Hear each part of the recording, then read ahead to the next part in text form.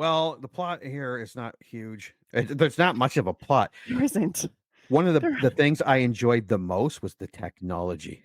You know what? My computer is only 128K, but it should be enough to do like 128K. I just sent a picture today that was like 256 KB. I know. I'm That like, what was, the?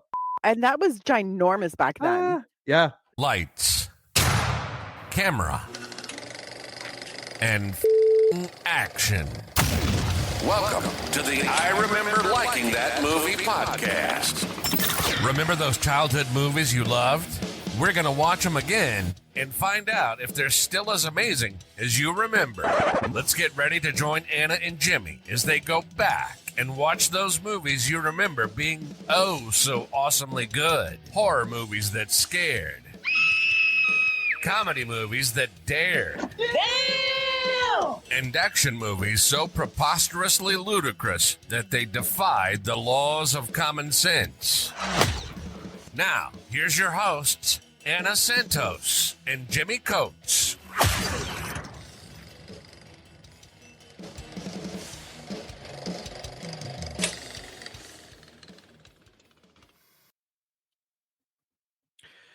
Welcome to the I Remember Liking That Movie podcast. Today we are, surprise, still in the 80s, and we are going back to 1985. Yes, we are. This movie is a movie called The Explorers. What do you remember about The Explorers? So little. So, and it's so funny because when this was on the list, I was like, I don't remember that movie. I don't remember it at all. So I Googled it and then I started looking at images and I was like, wait, no, I've seen this movie. I know I have. I liked this movie. I remember almost nothing about it. The thing that I recognized the most were the aliens. I was like, I remember that. I remember liking this movie. I also know that I haven't seen it since the 80s. Yeah, it's been a while for me too. Late 80s. And I think I only saw it once. I remember liking it. I saw this it's first. Hardly anything. I saw this first on Laserdisc. It was a rental in the 80s. And Laserdisc. it was, yeah, where it had to be flipped halfway through to play on the other side. Amazing.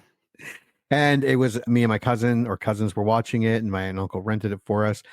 And they were like, it's about kids that go into space. So that was cool. And then but I do remember more than half the movie was them trying to figure out how to get to space. And like you, I do remember once they got to space, it being awesome. Yeah. Very young Ethan Hawke, my God. So young. River Phoenix. Yes. R.I.P. The other kid, where are we here? He's only been in a few movies. He was in, is it Bradley Gregg or Bobby Fight? There's no picture of this kid. I think it's Bobby Fight. Is it? I Or is think it Jason so. Preston? Oh, was it Jason Preston? I think it was Jason Preston. And he's in a few. Oh, you're right. Yes. Yeah. And he was in not a ton. Well, he was in Gremlins 2, and he was in The Lady in White. Gremlins as well. And Gremlins. Yeah, he must have had a small part, he is, I guess, a friend of the director, Joe Dante, who directed Gremlins and Gremlins 2 and The Explorers. He was in Lady in White, which I think if that's the movie starring Lucas Haas. Yes. Was one of the scariest movies I watched as a child. It's about a haunted house and this poor kid that lived in it. I remember watching going, this is fucked up. I don't like this movie. Turning lights on. I like that. This is fucked up. I don't like this. Well, it looks like his career kind of started in 1983. He was very much a child actor because his last credits are in 1997 as an actor. And that's for a TV movie that he did. Yeah. But before that, it was like 1983 to 1991 was kind of where he was like really working. Now, the guy who wrote this is a man called Eric Luke, who also wrote, well, this was one of his first movies, and Not Quite Human 2. Still Not Quite Human. Not Quite Human, I remember, because I think it's the dad from Growing Pains, isn't it? And then, but he also did Tales from the Crypt cartoon, and he did a bunch of Gargoyles, which was a great cartoon if you're a kid So from good. the 90s. Yeah. An So awesome good. cartoon. Isn't that on Disney Plus now? I believe so, yes. Yeah. Actually, I wouldn't mind watching that because I remember thinking Gargoyles and then really getting into it. See, I was very into Gargoyles, but that's because deep down inside, I'm a little gothic princess who believes we should all live in, basilicas and cathedrals and have gargoyles. So I was like, ooh, gargoyles. And then I watched it and I was like, man, this is so good. But they only had I think one season. Yeah, it was, Which and was it was bullshit. I know it was like it was because back then, if you did a season, it could be anywhere from like 20 to 70 episodes. But yeah, it wasn't, I don't think it was on as long as it should have been. No. Now, this was directed by Joe Dante, who I love because he also did Gremlins. He did the original Piranha. He did Gremlins 2. He did The Howling. He did Inner Space with Rick Moranis and Dennis Quaid, where Rick Moranis gets injected into him. And it's kind of like, and he's in that little spaceship and controls his body. I remember that being very funny. Joe Dante's great. Yeah. Hey, like you, I have not seen this movie in a very long time. Back in the day, if 80s to early 90s, you could only buy movies on VHS or Laserdisc, but Laserdisc faded out fairly quickly.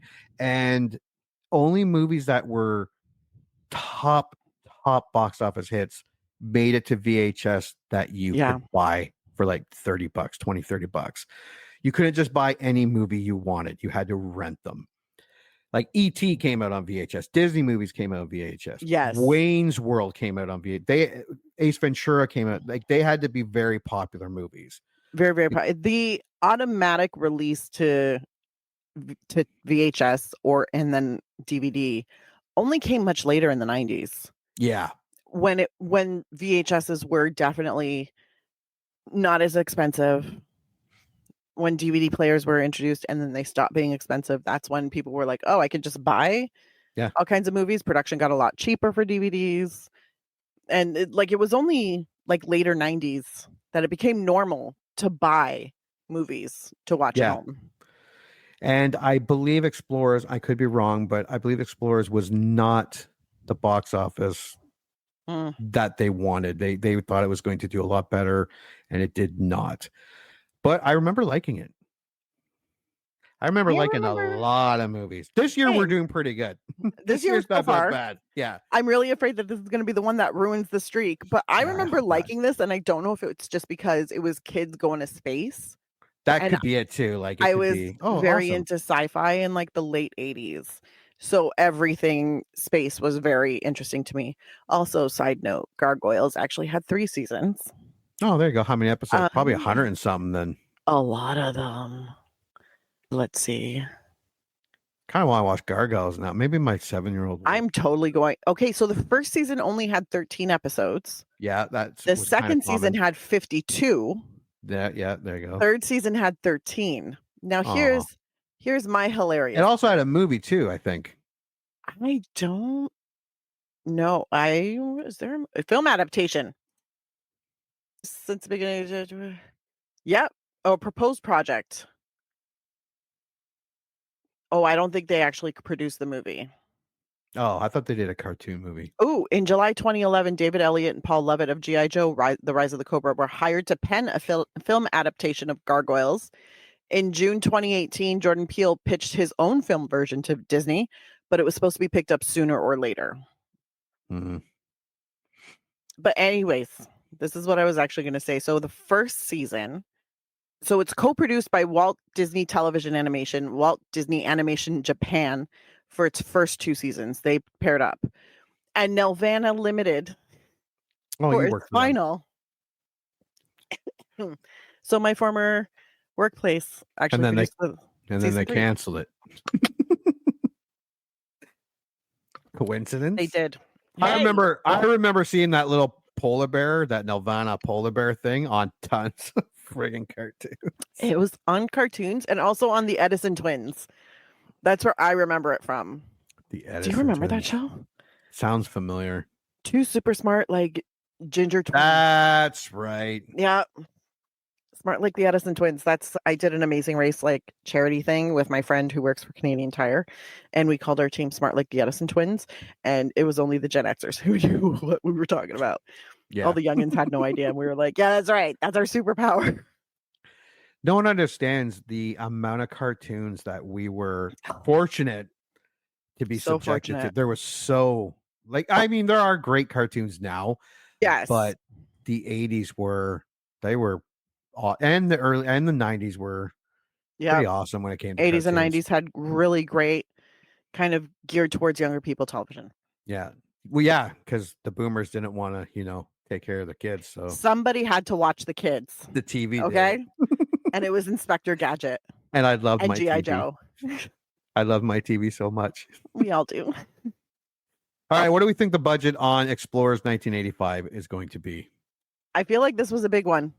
I think we're looking at like 20 million. Oh, really? Let's Yeah. see. Search Because there were searching. Muppets. No. In 1985, Explorers had a budget of 25 million, Ha! Muppets.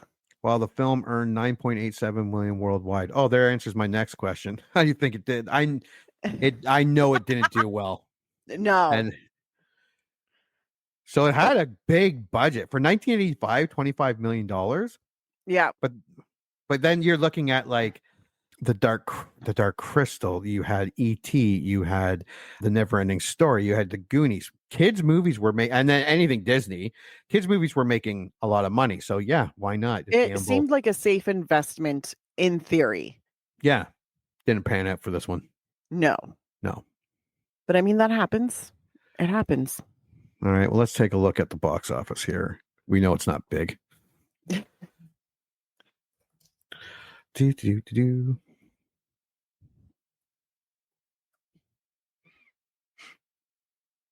Am I missing something here? No. Oh, just put in Explorers. Not the Explorers. There we go. That's what I'm here for. Yeah, 9.8 million. Yeah, that's horrible That's terrible. for a $25 million investment. That's absolutely terrible. I'm sure every executive who was like, this is a great idea, Yeah, walked lost out of their there job. firing their assistants. Yeah. It was released on July, and in it's nice summer, July 12th. Yeah. It was released. It opened in number 6. It opened behind Back to the Future was only in its second week. Mad Max Beyond Thunderdome just opened. Yeah. Cocoon Oh, Jesus. was in its 4th week. Rambo First Blood 2 was in its 8th week. Pale Rider, Clint Eastwood, 3rd week, and then The Explorer. Silverado didn't do as good either. Yeah, but That that's was a good first movie. week, right? Yeah. City Almost Fire, The Emerald Forest, and The Goonies was in its 6th week Jesus. at number 10. That's a lot of good movies. Yeah. I remember that's a loving market. all those movies. That's a market. I don't know the saturation right Emerald. there. Yeah, I don't remember The Emerald Forest. I don't remember that one either. No. After the son of an engineer, Bill Markham is abducted by an Aboriginal tribe on the edge of the rainforest. The engineer spends the next 10 years searching for him. Ooh, that sounds interesting. Interesting. But yeah, it didn't open well. It did not open well. No, and then it dropped to 10th by its next. And then E.T. was re-released, and The Man with One Red Shoe came out, and it was on its way out. Day of the Dead opened with only 168 theaters and was right behind it. Yeah. St. Elmo's Fire is like, that was a huge movie. Back to the Future. Like, Oh yeah, fucked, E.T. man. Even a re-release. Mad Max, Cocoon, Rambo. Yeah, no, they were screwed right from the beginning. Fletch is down there. The Legend of Billie Jean just opened. Actually, I don't think that movie did well. Yeah. Yeah, no, Explorers never really had a chance. Also, it might just be really a shit movie, and word of mouth fucked it up. You muted somehow. It could be, yeah. We're just remember liking it, and it could just be a shitty movie. Yeah. I mean, I remember liking it, but also, like, once I saw some of the images that jogged my memory, I was like, oh, the aliens, and the aliens look very much like Henson Muppets. Yeah. And I love the Muppet Show. Like I love the Muppet Show. So I was like, yeah, I would have been all in. I would have been all in. I also loved Fraggle Rock. Like that. I did watch a lot of Fraggle Rock. Yeah, me too. What were those little guys? The doozies or doozers? Yes. Dozers. The little dudes. They were the ones that built in the Fraggle. And they're like, oh, the fucking so Fraggles. Cute. They would eat the bridges and stuff that they built. And they're down there, the little tiny, they're shaking their fists. You fucking Fraggles. These little construction workers. And then those big monsters where they had to sneak to steal food or whatever. Yeah. Oh, God. Fraggle Rock. Who's got Fraggle Rock streaming? Actually, it might be because it's Jim Henson. It might be Disney. Yeah. Because they own Jim Henson now. Apple the Jim TV Henson Company. And Prime Video premium subscription. There you go. So if you have one of the extra subscriptions on Prime, depending on which one, we'll find out. Well, let's look at the poster of this bomb. Yes. It's a cool poster. It's just, for those listening, it's a fence with a couple bikes and a skateboard and a trash can, but behind it is something alien glowing. Something's going on behind the fence. Mm-hmm. Yeah, it's all right. And then, of course, up in the corner is the one I remember, the three kids in the spaceship going out. Let's take a look at some taglines. The adventure begins in your own backyard. Oh, that's pretty good. Yeah. Yeah. You don't need a driver's license to reach the stars. No. I don't like that. From the director of Gremlins and Inner Space. No, that's someone out there is calling us. No, I like the first one there. Stick with the first one. Yeah, the first one's probably the best one out of the bunch. Yeah. All right, let's go to Rotten Tomatoes. How do you think this did? I think it did okay. Like, I don't think it did spectacular. Probably like a 58. All right, let's see. I don't think it. Oh, I saw that one. Oh, that's pretty high. So 29 reviews comes in at 72% and 10,000 plus rate. This is not a well-watched movie. 10,000 comes in at 66%. So this was my pick. And actually, funny story, I don't have it ready. The reason I picked this was I was going through some movies and I found The Explorers. Yes. Still wrapped. I must have bought it 15 years ago. Going, oh, The Explorers. I love this movie. Bought it and then put it away and never watched it. It was still in its wrapper. So what you're saying is I have to rent this for $5 because you already spent the money on it. That's true. Oh, yeah. Is it not anywhere? It's not streaming for free anywhere. No, of course not. I don't think hardly any movies we pick are streaming for free. They're all... I have a lot of subscriptions, so a lot of them are streaming for free for me. But that's because I have like a stupid amount. Yeah, like stupid. I'm picking two. I get to pick 2 a month to watch, and then I can either renew or cancel one and then go on to a new one. Yeah, because I had almost 10. I have a lot. Yeah. Yeah. But I also bounce through all my streaming services. So there's a lot that I watch, like usually television stuff I'll watch on Prime, but then I also watch a bunch of stuff on Apple. I watch stuff on Netflix. I watch stuff on all my specialty subscriptions. Like I'm dabbling all over the place. Yeah. Oh yeah, I kind of did the same. And my wife's like, "How do you watch all of them?" And I'm like, "It's easy." Yeah, it's awesome having this much selection. She's like, "You're canceled," and I'm like, "But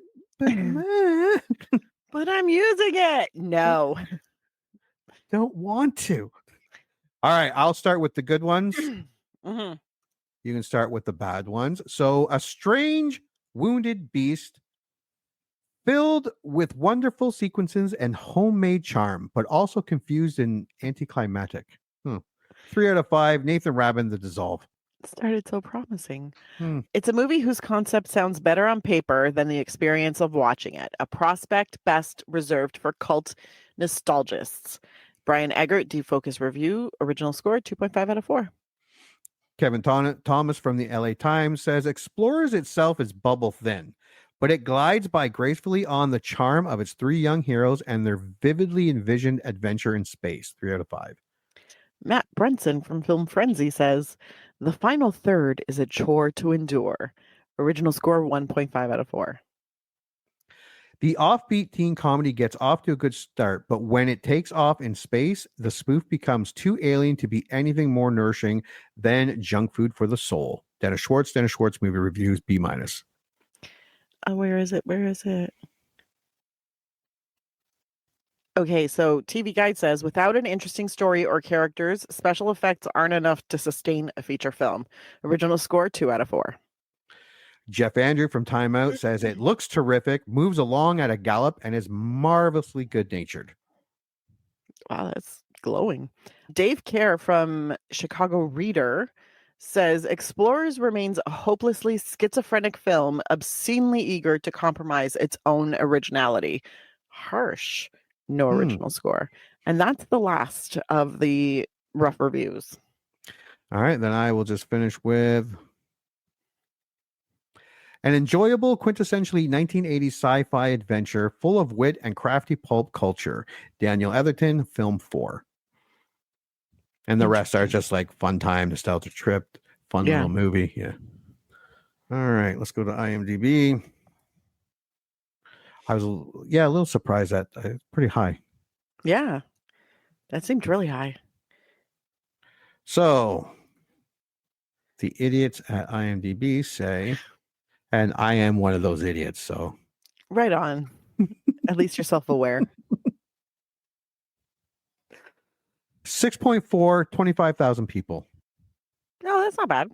That's not bad. It is rated PG, comes in an hour and 49 minutes. Yeah, if this is not good, that could be a little long. All right. I will start with number 10 since not a lot here, actually. But let's go to 10. There's one here that says, God damn it, 6.6. 10 out of 10. Blast from My Past. Walking Watts, 10 out of 10. A funny feel-good movie with strong leads. Oz the Great at 42330, 9 out of 10. Okay, I gotta go back. I gotta change my 10 out of 10. It's what is a dream if not reality within itself? 10 out of 10. Star Cork 7. Okay. That was really deep. That was deep. That was better than the other one I picked. This one's 8 out of 10. What young boy didn't dream about accidentally creating a spaceship with his friends? That's true. I'm sure girls did too. That's from Cricketback, 8 out of 10. If this is all a dream, what's going to happen when we wake up? Hitchcock the Legend, 7 out of 10. Mm-hmm.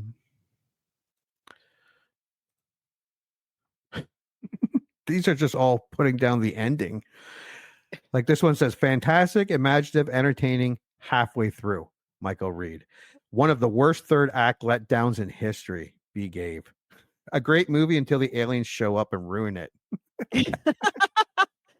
That seems these to be are the all theme. Yeah, these are all 6 out of 10s. There's mine. 5 out of 10. The biggest letdown in movie history. Getting worried now. I like this one. Watch Flight of the Navigator instead. I love Flight of the Navigator. That was a great movie. I went to the theaters with my friend. His mom dropped us off. Damn. Back when, parents, again, boomers. Yeah. Off you go. And we went and saw Flight of the Navigator. We were really young. But I remember loving that movie. I think the last time I saw it was probably in the early 90s. Yeah. Yeah. It's been that long. All right. Here we go. 4 out of 10. Fair to mediocre kid stuff. GCD 70. Long time to start. And then it's just weird. Ronald Sows, 3 out of 10. I only got one here, and it's actually pretty good. So this is from Luke D. Simpson. You will feel like the guy who gets his eyes taped open in Clockwork Orange. 2 out of 10. Now I remember why I never saw this whole movie. David Johnson, JD, 1 out of 10. This is not boding well for us. No. Even the really positive ones were like, it was fantastic until the end. Yeah. Just like, damn. Even my reviews were, even the good ones, a lot of them were like, it was okay, but. All right. Let's take a look at the trailer. That should give us a better idea. Mm-hmm. I mean, Ethan Hawke and River Phoenix are good actors. Well, River They Phoenix were was. fantastic. Even as children, they were fantastic. Yeah. Just because someone's a good actor doesn't mean it's a good movie. No. We've that's all learned that lesson. so true. All right. Now let's watch the trailer. I'm ready. Then we'll make our decision on whether or not we're going to like it. All right. So now I'll share this.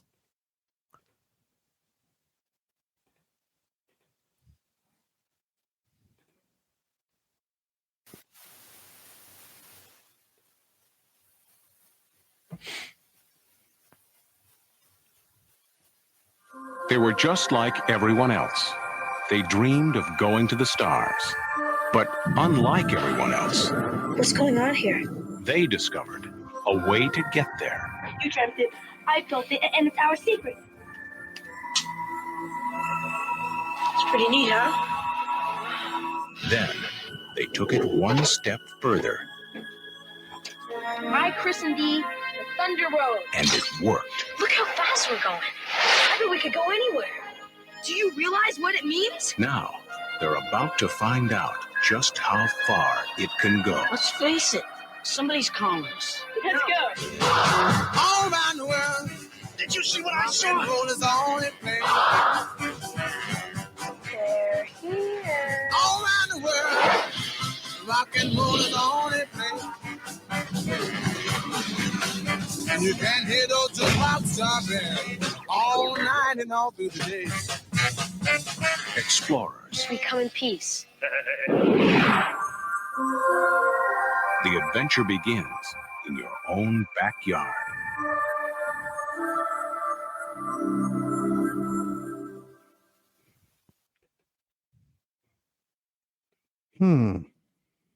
I think this may be the end of our streak. It's possible. 8-year-old Anna probably liked this movie more than current aged Anna would. Yeah. It could be fun. It could be, you never know. You never know. You never know. It looks a little dated. I'm fine with dated. It feels like maybe it's just a really shitty trailer. Could be, yeah. But I mean, always a possibility.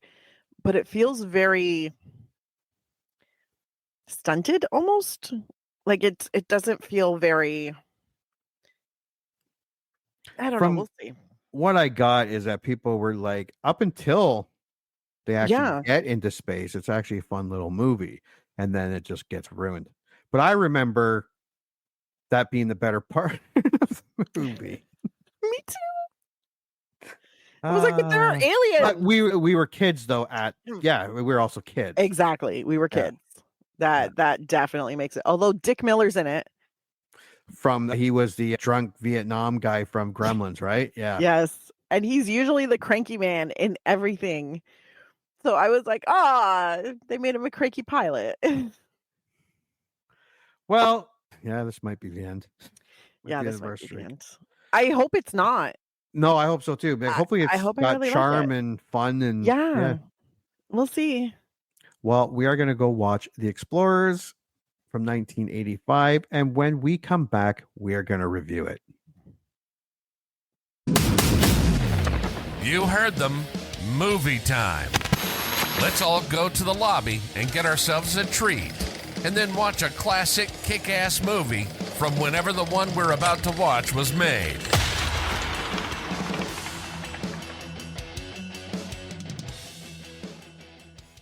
I can't hear you. Just saying I'm muted. Welcome back to that Remember Liking That Movie podcast. Did you watch Explorers? I did indeed. And your initial thoughts? God, this movie's weird. It is weird. Yeah. Yeah, no, it's odd. There's an oddness to it. Yeah, I didn't hate it. I didn't hate it either. There was but a I big didn't heaping of particularly like it nostalgia. either. Yeah, like most of my enjoyment was the nostalgia that I remember as a kid. 100%. And I will say this, there is something really special that was there, or it could have been there, or this is a movie that should be rebooted.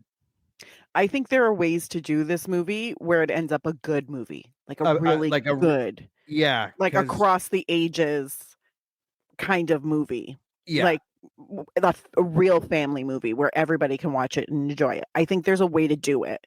This was not that way. No, because at an hour and 44 minutes, there was not a whole lot of character development. Like old None. man, what helicopter pilot there? What the fuck happened to him? I was like, yeah. this could have been a great story. There was a nugget there, and they Yeah. just dropped it. And I was like, the fuck? Now I have questions about the old man and his dreams. Yeah, they could have started the movie with him as a kid in the 50s or whatever. The girl that the kid has a crush on seemed to not know him, and then At knew all. him, and then was flying around with him And then kissing him, and I was like, and kissing him, like, ma'am. where did this come from?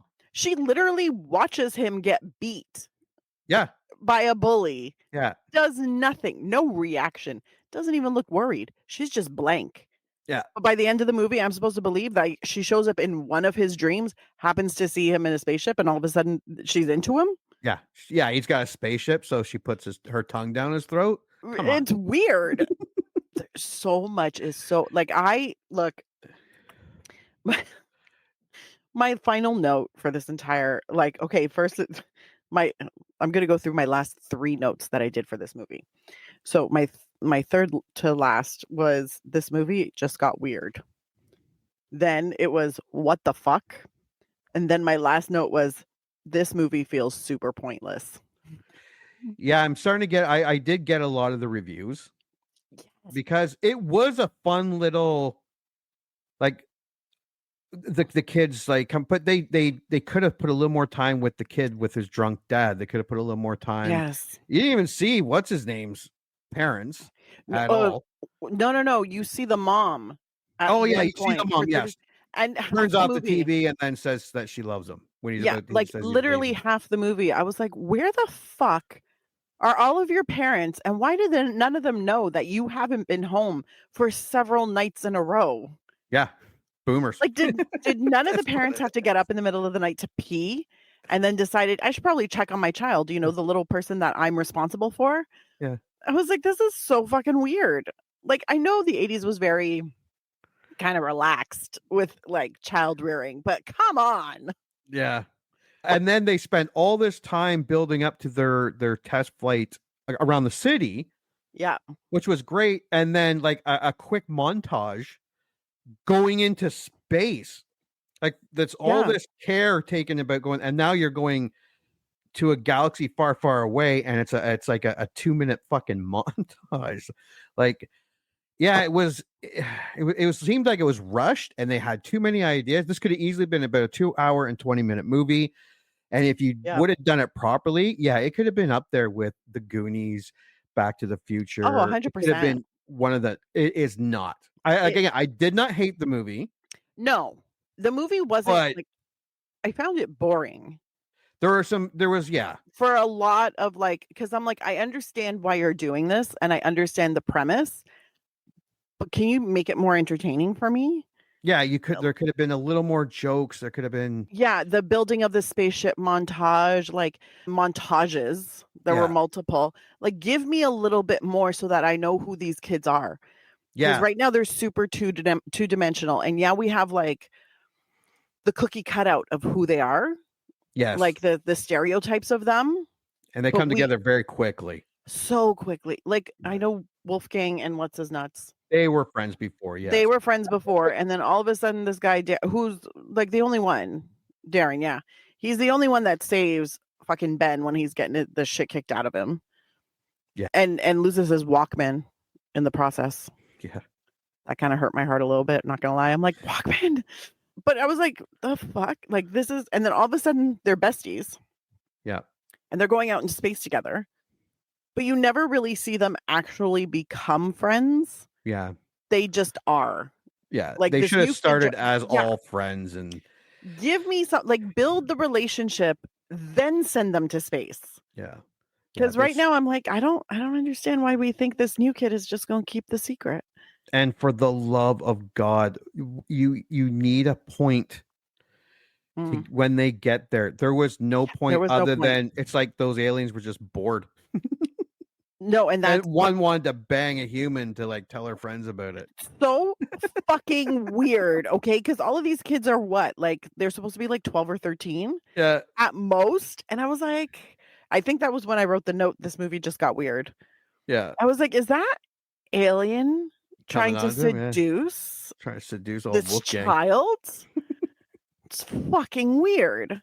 There was quite a bit where I was like, what? And then they completely didn't even use Dick Miller, who was the helicopter pilot. And he was like really invested because he said he had these dreams as a kid. And yeah, he was like into it. And I was like, man, there was so much they could have done. I think this was a very unfocused script. Yeah. And I think it might have been much, much longer and they edited out the wrong parts. That's what I think happened. Well, on my DVD, yes, there's 2 additional scenes that do nothing. Nothing. When they're pushing up the carnival ride, yes, it slips and it goes down the hill and crashes. That's about it. Also, that's some bullshit where like these kids who probably have gone to fairs or circuses, I think they called it a tilt-a-whirl. It was 1985, dude. You know what a fucking tilt-a-whirl is. You know what a tilt-a-whirl is. That was a pretty standard ride at any fair. 100%. Yeah, any especially amusement park would have one. Like this was before safety was a concern. They still have them in different variations today. Yes, now they have belts and stuff. Yeah, tilt and whirl much quicker. Yes. Also, you're more securely put in there, and you're not just holding on. With sheer willpower. Yeah, it was much more fun in the 80s. Remember that? Remember that circle thing with all the pipes coming out down? Yeah, and you just spun around, and you got going so fast. If you let go, you'd fly off the goddamn thing. 100%. Yeah. That was so awesome. We were talking about that on Sunday because my niece was here and we were like, do they still have that? And my niece named like 2 parks in Toronto that still had it. And I was like, man, those were great. And she was like, one of them, they ended up putting, I guess, rope, and they had like a pole in the middle of it. And they put rope kind of attaching the bottom to the top. So it looks kind of like a cone now. Oh, okay. Yeah. And she's like, I think it's supposed to be a safety measure, but people just hang on the ropes on the outside. Yeah. I was like, oh my God. That's like you could more dangerous. You could get going fast enough where you could no longer hold on and you had 100%. to let go and go flying off. The drive-in where I am actually had one when I was a kid. Yeah. That same drive-in has all the same stuff there. Nice. Until last year it was removed. Or the year before they removed it. I think someone got hurt and they had to remove it. Man, it was probably some parent who was like complaining. Playgrounds should be safe. No, playgrounds are where you build your mettle. Like that is where you show that you deserve to live. Yeah. Because if you can't make it off the playground alive, then what are you even doing here? Yeah, you don't deserve to. Yeah. That's how we thin the herd. Natural selection. Yeah. Thin the herd of all the people that can't hack it. We had the biggest, I remember too, having some of the biggest seesaws. Yep. Where you would be as a kid, but you were way up there. And then your friend would I think this is also go to jump off to drop you to the bottom. Because it's funny because a lot of my friends not really make fun of me, but they also think I'm weird for this because I'm like, I don't have a fear of heights, but I have a fear of falling. So most people do. No. Because you know how some people can go up to like floor and they freak out. Yeah. Like I'm walking on the glass floor of the CN Tower and I'm like, this is amazing. Love that. But the idea of getting on like a step ladder fucks me up because I'm like, I could fall and break something and I don't want to do that. And that hurts. And I don't want to do that. So for me, that's but seesaws, I think kind of did that because my brother was also notorious for really harassing me when I was a kid. So there were a lot of times where I was put in very dangerous situations for my brother's amusement. And the seesaw was one of those. Yeah, because when you land on that seesaw and your ass hits and there was no ground, like cutting. There was no like cushioning. There was no, because now they have the floors on the playgrounds that kind of have some bounce to it. I was gonna say in And the the foam? 90s they would put a tire that it Yeah. would hit, but in Mine the didn't have a 80s tire. there was no tire. It There's no was, tire. and it There's no hurt. special it hurt. There was not even a cushioned seat. You were sitting on raw wood. And I Yeah, went, man, or that shit metal. hurt. Yes. Always. Oh, the metal slides. Oh, the ones that burnt when you like it was Yes. when the sun was out. Where you had to pour water down on them if you wanted to ride the slide in the summer. Anyways, enough about our violent childhoods. Yeah, but this movie, yes, it like I said, I didn't hate it. I didn't love it. There was a lot of it had to do with nostalgia. Yeah. Yeah, it should be rebooted. This movie should be rebooted. There's some movies that I don't get, leave it alone. This one could be made into like a mini series. This could be made into a movie with much more story and more purpose. Yeah, I think it felt very lost. Yeah. It lost its way pretty much from the get-go. And while I saw nuggets of goodness in there, and I kind of saw the general, I was like, I like this story of three friends, building something that they saw in their dreams, and it's a spaceship, and they go out into space and they meet aliens. I love all of that. Yeah, that's great. The execution of it was off for a good chunk of this movie. I think they got some parts right. I think they got a lot more parts kind of wrong. Yeah. But I love the vibe. They just lost their way. All right. Well, the plot here is not huge. There's not much of a plot. There isn't. One of the things I enjoyed the most was the technology. You know what? My computer is only 128K, but it should be enough to do like 128K. I just sent a picture today that was like 256 KB. I know. That was the fuck? And that was ginormous back then. Yeah. That was ginormous. Like I was like, oh shit, the technology. I was like, my God. But also he's powering it with a 9-volt battery. Right? He's like, well, this is what I was like, a 9-volt. Like that's what I use for my smoke alarm. Yeah. Like, or you try to convince your brother to stick it on his fucking tongue. I mean, we all did that. We all did that. And he gets mad that he electrocutes his tongue. And I'm like, what the fuck do you think I was doing? You're like, it's a battery, fool. It's a battery, dummy. It has power in it. Of course, I'm not looking out for you. I'm doing something evil for my amusement. I'm your brother. It's what brothers do. Yeah.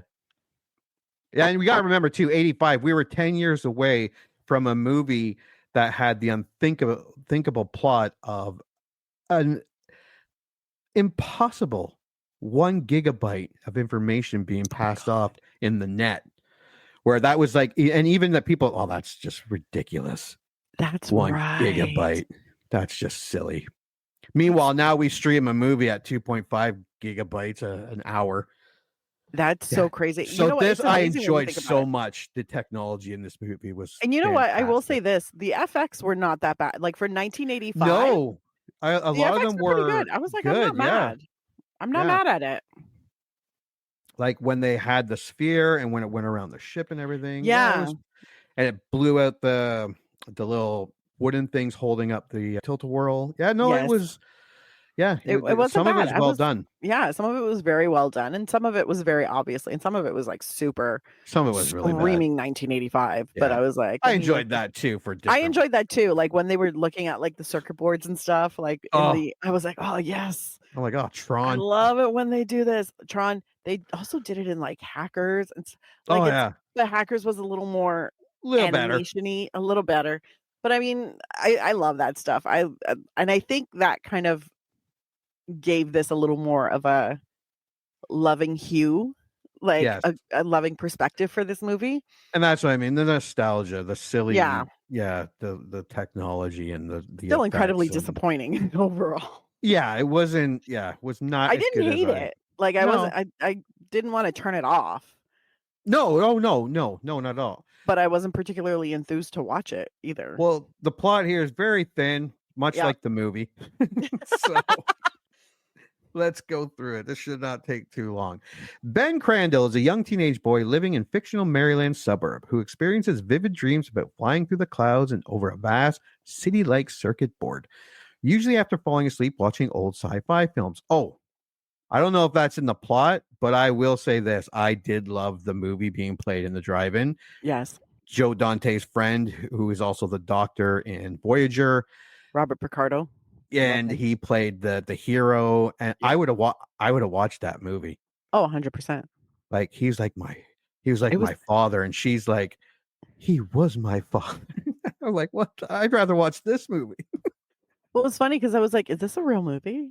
I want Oh, this I to be wish. a real movie, but it wasn't a real movie. And I was like, No, oh, damn it. Can we too make bad. that movie? That movie was and the effects and the space effects. Oh, Yeah. that was awesome. Anyways, okay, here we go. Upon waking from the dream, he draws a diagram of the circuit board and shows the sketches to his friend, child prodigy Wolfgang Muller. I did like his family. Yes, his family was wonderfully weird.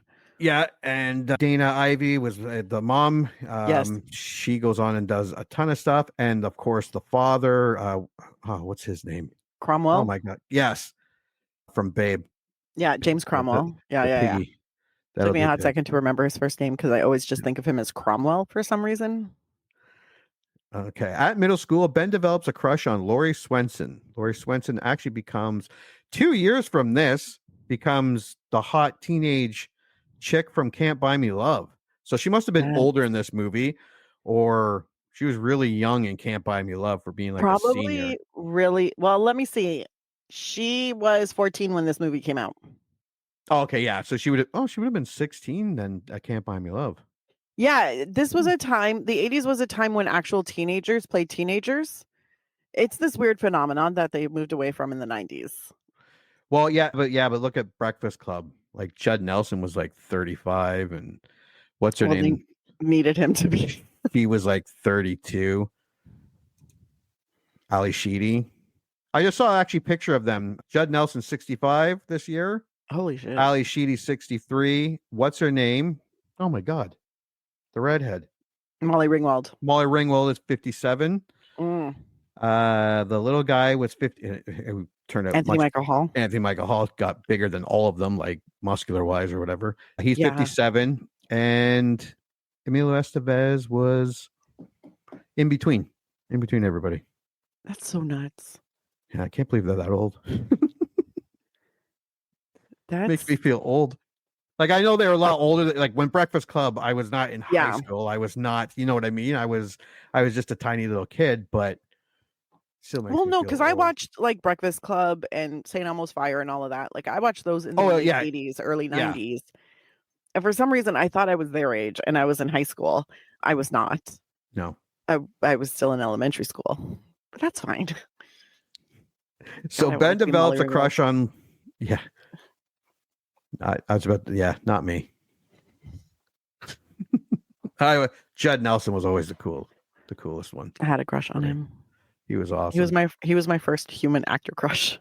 Although Anthony Michael Hall, like from Vacation and all those stuff that he did, he was pretty awesome. And Emilio Estevez is one of my favorite. Like as a kid, the movies that I've seen with him that he was in. Okay, Laurie Swanson is unsure whether it is mutual, the crush. The boy also befriends punkish but likable Darren Woods, with whom they share their circuit board concepts. Wolfgang builds an actual microchip based on Ben's drawings. I'm like, how the fuck do you build a I saw those drawings. Board? Yeah, that was. It's a doodle. Yeah, and you're actually implemented in science. He literally and it works. He drew. Oh, you froze. Can you hear me? Yeah, I can hear you. Okay, give me 1 second. You're just frozen. Angry. Really great. Like, got so angry, I froze my screen. You froze with your angry face. 1 second.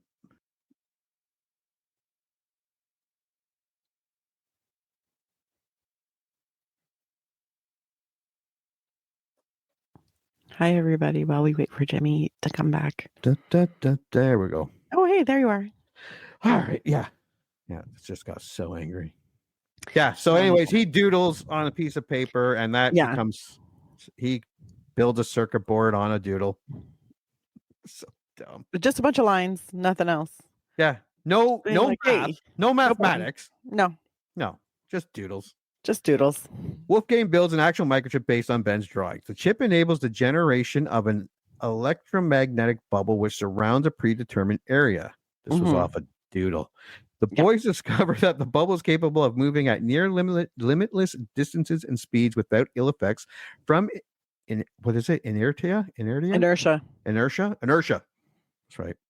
That part was good. Like it explained why, all this is working. Yeah. Yeah, that part was great. Yeah, that part was the great. path we took to get there. That was a little silly. A little questionable. Yeah. Like if you just had these numbers and then gave it to them and then he did the math on the computer, that would make more sense. That would make so much more sense. The boys discover that the bubble is capable of moving at I didn't see that. Due to Darren's connections at a local junkyard and his mechanical skills, the three boys construct a rudimentary spacecraft out of an abandoned tilt-a-whirl car and then name it Thunder Road after Bruce Springsteen's song of the same name. This whole part of them getting it and building it, that was cool. I did enjoy that. I enjoyed the getting it. I enjoyed the building it. I didn't think we needed like cut-ins during the montages of them building it, of montages of them being very tired at school. Show the passage of time, sure. But like you have them, building, welding, placing things, and then all of a sudden you see them just sitting in a classroom, like nodding their heads. And I'm like, that kind of removes from the momentum you were building with them building something. Yeah. You could have shown it once. Yeah. But they kept going back to it and then back to it and then back to it. Like, or if you want to show us several days, show them, like walking in from school together, building it for a little bit, or the sun coming up and them walking off to go home, like something like that. But I was like, I don't need to see these kids almost falling asleep in class. After Ben receives more dreams about the circuit board, Wolfgang discovers a means of producing unlimited sustainable oxygen. This means longer flights, whereas previously they were limited to whatever type of oxygen the tank could hold. Yes, they did say that. He said, we have to wear this. Once we get up there, we will run out of air. Smart.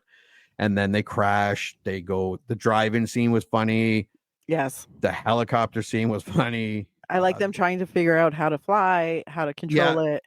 And then that moment when they go up into space and they're like, we don't want to do this. Yeah. And unplug it. Yeah. They unplug it. No, I fixed it so that it thinks we're going in the opposite way. You mean straight down? Yeah. Yeah. And he's like, yeah, down. And then that's when they realize, oh, we're about to crash. So he has another dream and he does another doodle. And this doodle allows them to have unsustainable oxygen generated from the computer. Whatever. They finalize their plan to explore the galaxy in search of alien life. Like, I would have rather more time being prepared to go to space. Like them talking about, well, what if we're there? Are we going to get out and walk around? Should we bring some snacks? This was a very quick transition from, all right, that worked. We got all the air we need. Let's go. The boys complete liftoff despite interference from the authorities, who silently wishes them well. They really should have given us more on this. There was something there that was... Yeah, it was unexplored, and I think it would have really built the story if it shows that there was another pilot who was shown these dreams as a kid. Yeah, and it could have been the father of the aliens. Yeah. Who tried to contact that guy back in the day. Because if it was the same teenage aliens, that's weird. Yeah, that would have been weird. It's so weird. And we still don't know why they contacted them. Shits and giggles, apparently. Yeah, just like something to do. Just to kill some time. Yeah. Their sister was horny. Shortly after breaking Earth's orbit, something overrides the boys' personal computer controls. The Thunder Road is beamed light years away into deep space and is tractor beamed aboard a much larger spaceship. You'd think that they could just fucking beam them from wherever they were sitting over there, but what do I know? The boys venture out to meet their captors. This part was okay, like them trying to figure out where to go, and I like this part. Hawke and Neek, two aliens whose knowledge of Earth comes almost entirely from pulp culture, particularly television reruns. Like, there was some funny stuff in here with the alien doing the voices and stuff like that. But you got to give us a reason why. You got it was a lot. Also, you don't see, like, you hear the one alien who's talking like TV, radio, whatever, and it's literally just playing recordings, and I'm like, oh, okay. So is that the only way they can communicate? But then you see the other alien who's having a full-on conversation in English. Yeah. And you're like, oh, I guess not. Are they the same kind of alien? And I was like, I don't understand what's happening. And then like the initial, like when they're getting like patted down, and I was like, that's Yeah. And then the thing that looks like I an thought it was like elephant, going at his ass. there's a lot of like I Yeah, think that like- was where I was like, this got weird. And then it Aliens are just kept getting perverts. weird. And then the one alien who's hitting on Wolfgang, and I was like, that's what the fuck? Like this entire, I think I'm there looking at are- my box and I think it's rated PG. I hope it doesn't turn R. It's getting weird. yeah, no, I was like, where the fuck is this going? So I think there were moments within that entire kind of thing where they're meeting the aliens, they're exploring the ship, they're figuring out what's going on. I think there were moments that were great, but overall, I was like, this is a very weird and uncomfortable sequence of scenes. Yeah. Yeah, this was and back in the 80s, they're like, it'd be funny if this robot groped this kid. That's funny. It's not. Well, it'd be weird if this female alien just starts to groom this nerd. So weird. Okay, the young explorers hit it off with their extraterrestrial host, but then the alien ship is suddenly intercepted by a larger still alien vessel. Yeah, he says it's pirates. Hawke urges the boys to leave. They are in the process of doing so when they are interrupted by a gigantic extraterrestrial who admonishes Hawke and Neek. It is revealed that Hawke and Neek are brother and sister, and the gigantic creature is their father. They have taken the ship out for a joyride, sending the dreams to the boys in hopes of meeting humans. Yeah, that's basically the whole plot of this movie. That's it right there. It's so Yeah, it dumb. really is. And then it's so funny because this poor kid, Ben, looks so sad because he's like, because he that's it. was He thinks hoping for, he's getting the secrets of the universe. much like us, we were hoping for more. We were hoping for something more. We were just as sad as Ethan Hawke. Yeah, I was like, dude, I feel you. I thought there was going to be more to this too. I mean, and then they just kind of get in their spaceship and come home. Yeah. Transmissions of old movies have kept the extraterrestrials' populace at a distance, except for the curious Hawke and Neek due to the way humans depict violence toward alien life. Yeah. Hawke and Neek's father allows the Thunder Road and his crew to depart after Hawke and Neek give the boys a parting gift, an amulet with, according to the extraterrestrials, is stuff dreams are made of. The boys make it safely back to Earth, but a malfunction results in them crashing the Thunder Road into their neighborhood lake. A week later, Ben has a dream at school in which he envisions another vast circuit board while flying through more clouds overhead. So the kids have stolen the car again and sending messages out. This time, thanks to Hawke and Neek's amulet, Ben is joined in the dream by Wolfgang, Darren, and Laurie. They note the circuitry's complexity and speculate where it may take them once completed. Laurie smiles and tongues bend, and Ben grabs her. Pretty much. And then Ben, they just keep flying. they're holding hands and they share a kiss while flying. Yeah, that's it. Yeah, I was like, what the fuck? If you're listening and you're like, I remember loving this movie, you're missing something. No, we really aren't. No. No. Again, this was it. It's not okay. Well, we might as well walk right into it. What's your score? The streak has been broken. I say skip it. You say skip it? I say skip it because here's the thing. While there are nuggets of goodness in this and there is some really good nostalgia, it is not enough to support an almost 2-hour runtime for a movie, for this movie. There are parts that were completely boring. There were parts that made me go, what the fuck? There were parts that, and I go back to my notes and the final note that I wrote, which was, this movie feels super pointless. It feels like they walked me for a really, really long time with them. And then at the end of this path, they just said, and we're done. And you're like, I don't understand what the fuck happened. Yeah, there's no door to go through. There's no window. We're to not look arriving through. anywhere. You're just going to leave me in the middle of nowhere and not tell me where to go or where we, like, I don't even, what happened? So I'm going to say skip it, because this one, I think this is a great candidate for a reboot. And I think it has some little moments of magic in it, but not enough to warrant a watch. there's not enough nostalgia in it to make anybody want to watch it. I don't think. It's not for the weird aliens and super inappropriate behavior, like just all over. It's super fucking weird. So yeah, skip it. What's your rating? Again, I didn't hate it. I didn't love it. Okay, so if you remember liking this movie, you might be disappointed if you watch it again. There is a lot of nostalgia. There was a lot of stuff I did like it. I would say stream it, but I am warning you. If you remember liking it, loving it, it might be best left to your memory because it is a pointless fucking movie. I mean, there is no payoff at the end. Like, yeah, you get to see the aliens, but there's no reason behind it. There's nothing. And it missed the boat and missed the mark on so many things that we've already just talked about.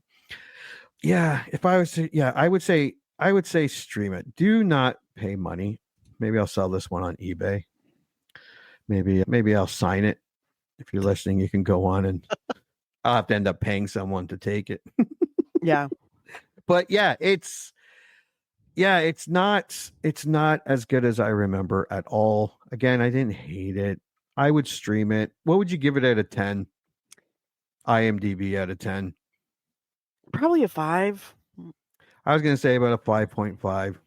Maybe I a was 6. I was maybe. teetering between 5 and 6 because I'm like, it's not a terrible movie. No. And you're not going to hate watching it while you're watching it. You'll never want to watch it again. Yeah, that's what. And I was about to get to that point. I'm going to be hard pressed to want to watch this movie again. Yeah. Like I enjoyed the technology. It was a hoot. Yes. A young River Phoenix and a young Ethan Hawke was fun. But much like Ethan Hawke's character at the end, I was really disappointed that there was no purpose behind it. Yep. Yeah. Did you feel there's no satisfaction in watching this movie? No, there's no payoff. There's nothing. Yeah. It's like, well, that's weird. I don't need the secrets of the universe. I don't need all the answers to life. No. I just need to feel like the story finished. Yeah. It felt very unfinished and wide open. And I think it might be, we're going to trade properly formatting the story and ending the story we're going to trade it for a possibility of a sequel. Yeah. Yeah. Like bring the kids out and then harvest their organs because your sister needs an operation. Even that would have been something. It would have been something. Let me tell you. Or maybe. Okay. They tricked them. They need some kids' organs. They tricked them to go up there or maybe don't fondle the children. And then, or an alien. Yeah. Maybe don't fondle the children. Yeah. Well, I think it was age appropriate. I think the aliens were around the same age. It's still weird. Yeah, because Wolfgang didn't look opposed to it at all. He did not. And that's weird. The whole thing was, and it made me a little uncomfortable. I'm not going to lie. So we got one skip it, one stream it. Both are saying do not spend money on it. If you remember liking it, you'll be upset that you spent, and you did spend money. Well, I bought the fucking thing. And I'm pretty sure I paid like $15 for this stupid thing. Yeah, see, I spent $4.99 to rent it. And I'm not super angry, but I'm not happy about spending money on this. Yeah, it would have been much better if it was on Tubi or something like yeah. All right, anything you want to add to I kept saying the Explorers. It's just called Explorers. It's just Explorers. No, I'd like to forget Explorers now. Thank you. Yeah. All right. Well, thank you for coming back to 1985.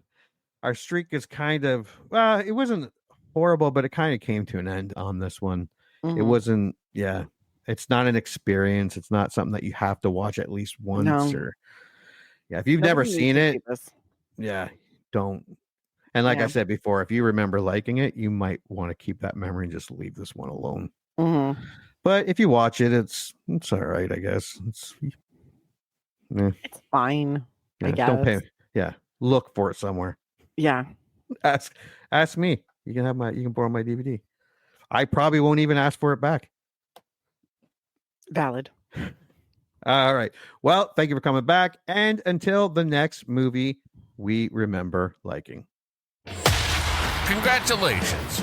You just had one of your childhood movie memories vindicated. Or they just eviscerated it. I don't know. This is a generic one-size-fits-all type of ending to the podcast. So thank you for listening, and please join Anna and Jimmy next time for another episode of the I Remember Liking That Movie podcast. If you dare to go back and watch that movie you remember liking,